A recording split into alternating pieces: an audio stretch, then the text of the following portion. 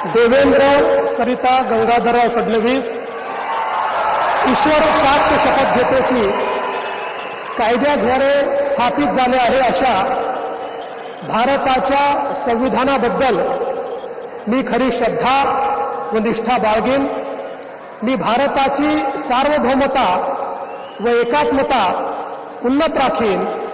मी महाराष्ट्र राज्याचा मुख्यमंत्री म्हणून माझी कामे निष्ठापूर्वक व सत्सद विवेक बुद्धीने पार पाडेन आणि संविधान व कायदा यानुसार सर्व तऱ्हेच्या लोकांना मी निर्भयपणे व निपक्षपातीपणे तसेच कोणाच्याही विषयी ममत्व भाव किंवा आकस न बाळगता न्याय वागणूक देईन।